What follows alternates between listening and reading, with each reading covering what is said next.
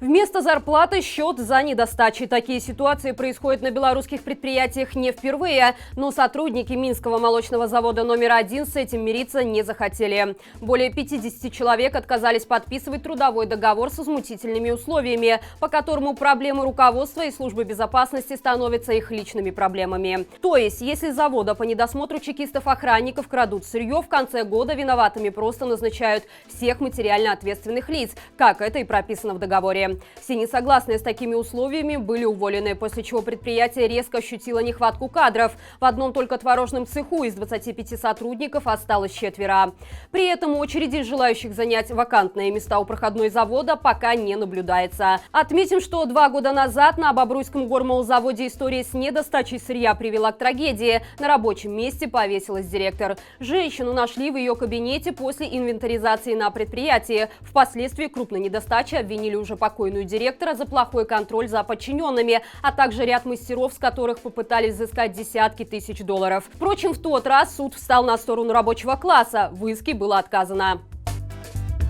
Нелегитимная власть не устает штамповать изменения в законодательство страны. Все ради того, чтобы узаконить очевидный беспредел. Очередным поправкам подвергнется и закон о СМИ. Их вступление в силу будет означать фактическую расправу над независимыми медиа. Так, блокировка сайтов станет еще проще. Для этого даже не будет нужно решение суда. Основанием для этого сможет стать размещение любых материалов, которые Мининформ и другие ведомства сочтут экстремистскими. Помимо этого, будет усилено давление на журналистов. Даже при наличии редакционного задания и необходимых документов их присутствие на несанкционированных массовых мероприятиях приравняют к участию. А значит, журналистов, которые выполняют свою работу, будут судить по народной статье и подвергать арестам до 30 суток. Также СМИ смогут лишать официального статуса без разрешения суда. Вероятно, таким образом, путем уничтожения конкурентов, режим пытается заставить белорусов читать «Муковозчика» и «Гладкую». Однако есть все шансы, что люди скорее будут пользоваться сарафанным радио. Белорусским пациентам катастрофически не хватает кислорода. К примеру, во второй городской больнице Минска в отделении пульмонологии, где лежат люди с наиболее сильным поражением легких, подышать дают только самым тяжелым пациентам. Кислородных концентраторов практически нет, а те, что есть, очень старые и не выдерживают большой нагрузки.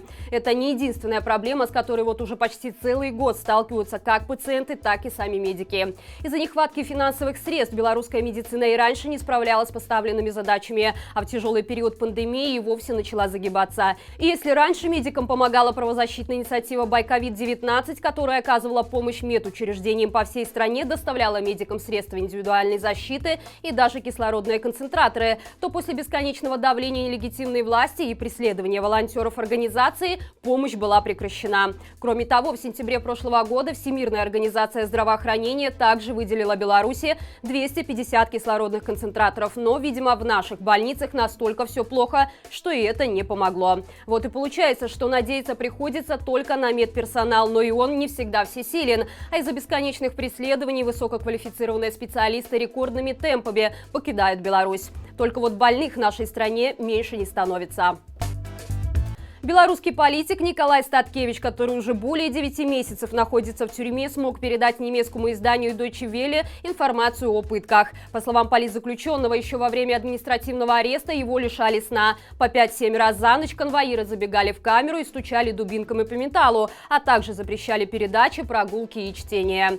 Случались и силовые столкновения. Сейчас давление только усилилось. Против Статкевича используют пытки громким звуком. По ночам в репродукторах во всю мощь включают записи интервью Лукашенко, покаяние заключенных и служебные инструкции. При этом сила звука такова, что заключенный не может слышать даже телевизор, включенный на полную громкость. Все это происходит только в отношении Статкевича. Заключенным в других камерах стараются не мешать. Несмотря на происходящее, политик уверяет, что его здоровье в порядке и диктатор не дождется, чтобы его сломали. Обвинение в свой адрес Николай называет бредом. Отметим, что несколько недель назад стало известно, что Следственный комитет завершил расследование дел в отношении Сергея Тихановского, Николая Статкевича и приближенных к ним лиц. Однако какие конкретно обвинения предъявлены политику, до сих пор неизвестно. Супруга Статкевича Марина Адамович считает, что ему переквалифицировали обвинения с участием в массовых беспорядках на организацию.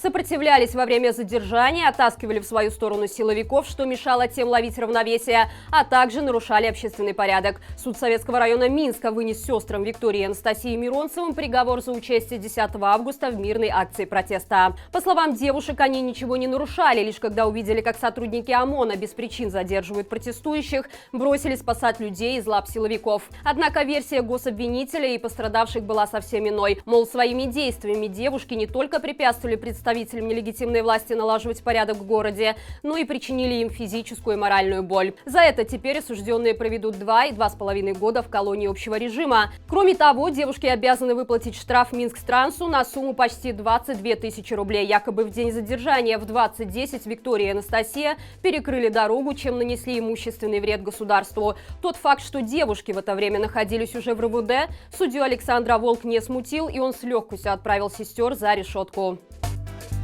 Так называемые дружинники, которые добровольно вызвались очищать улицы белорусских городов от БЧБ-символики, не перестают удивлять полетом своей фантазии. Так, в Бобруйске, городе с исторически сильным еврейским наследием, некий анонимный доносчик сообщил милицию о том, что в местной синагоге во время Песаха на столах с кошерным красным вином оказалось некошерное белое. Силовики, как водится, услышав заветное сочетание 2 незарегистрированных цветов, выехали на сигнал. На месте выяснилось, что белое вино на разлив евреям предлагал местный предприниматель, но те отказались. Однако у бравых силовиков возник вопрос по поводу самого мероприятия. Санкционировал ли исполком празднование победы над рабством, пусть даже египетским? Ответ на него евреи не смогли найти даже в Торе. Впрочем, в этот раз обошлось без задержаний и протоколов. Милицию угостили мацой и попросили не портить людям праздник.